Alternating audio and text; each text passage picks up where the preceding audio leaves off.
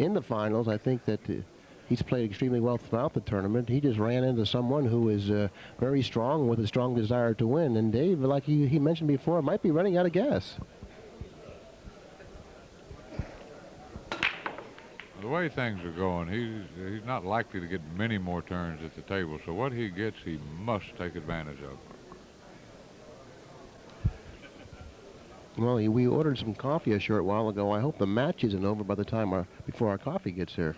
Well, the coffee here this week at the Continental Inn, everything else about the hotel is fine, but that coffee will make a man out of you. And if I ever had some horseshoes I wanted reshaped, I could just dip them in that coffee and I'd be all set. Thanks.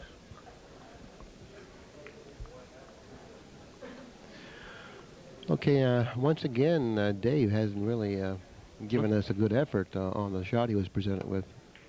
Look at the difference in their approach to the table. Earl is, he's anxious, excited, confident. Dave is lethargic. Pat, the next time Dave Bollman has an opportunity at the table, I like for you to, you know, beam in on his face. I like to see what he looks like. He certainly doesn't have much concentration right now. And I mean, it looks like he's just going through the motions. He certainly doesn't look like he wants to win that badly.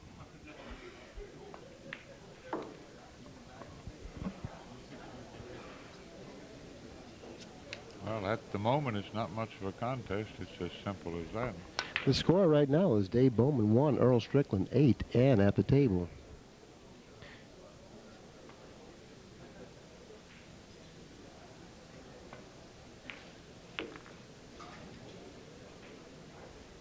And he's achieved a perfect angle on the 7 ball. He can just kind of float out for the 8. Yeah, he's definitely in the rhythm that he likes to be in, and the score certainly indicates that. Well, he told us yesterday that he didn't like being number 4 and that he had plans to return to the number 1 position at the helm of all Pooldom.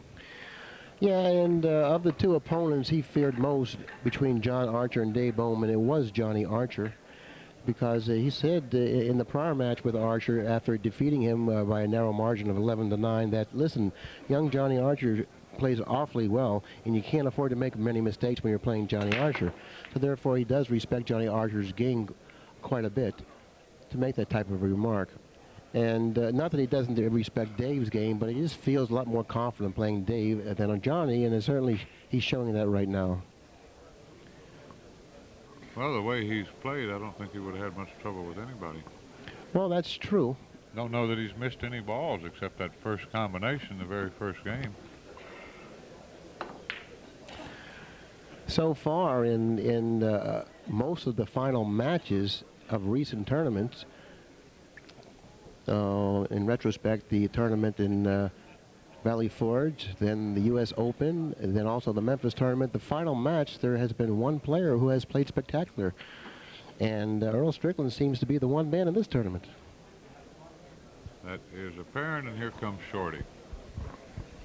Now, Dave's laughing there. That may be good for him. Maybe he needs to loosen up a little bit.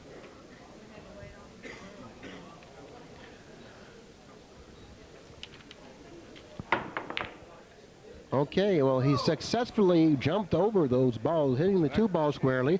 The 9 ball went in the side pocket, but unfortunately, so did the cue ball. The cue ball ended up in a pocket also.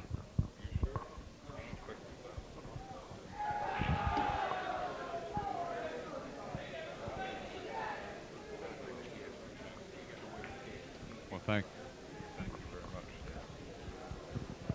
much. Well, Billy, there's not much you can say about this, is there? Well, I think there's a lot we can say about it. I think this has been a fine tournament. We've seen a lot of great play throughout the entire course of the tournament. This is Earl Strickland seems to be coming back into his rare form. Dave Bollman certainly played well, extremely well throughout the tournament, winning a lot of close matches.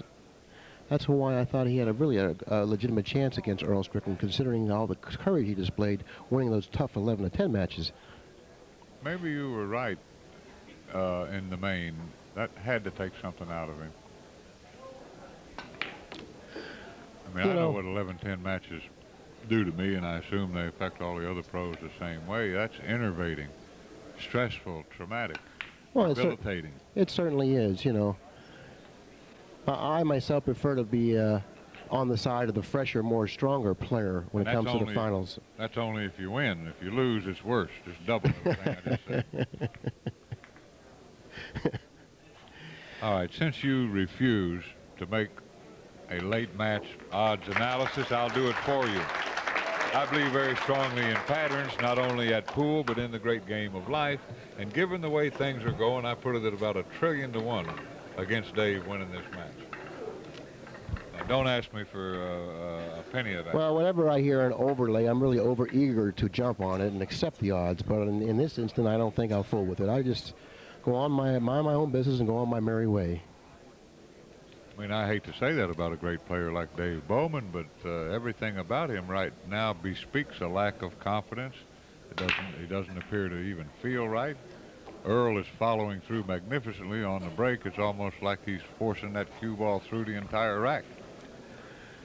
I wouldn't be at all surprised to see him slow spin this one ball in and bring his apple 2 cushions down here for the 2. I wouldn't think he should have any problem doing just that.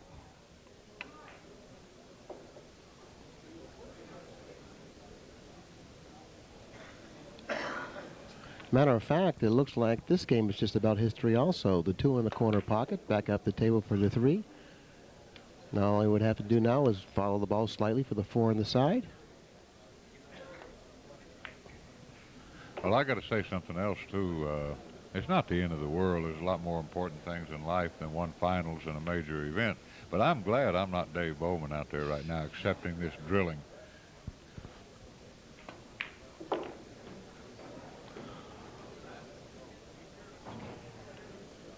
Well, it looks like Earl Strickland has finally come across a situation that he has to think about. Oh, he's going to slice this in with inside English and run into the 900 miles an hour. It's not even going to hesitate. Oh, really? The thought of safety. He looks like he's going to draw around. Well, he did exactly when that. I tell you he did exactly you heed what I tell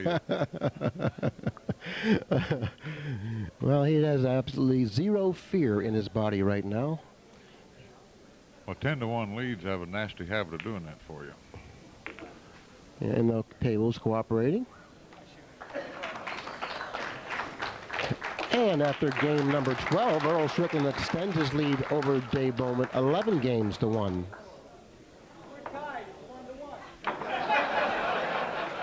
Well, at least Dave found some humor in this thrashing, and now he looks up and says it's 1-1. You know, we only have 10 beads on the wire, so Earl's already on his second way around. Billy, don't you have to agree that within the last year or so, especially, all of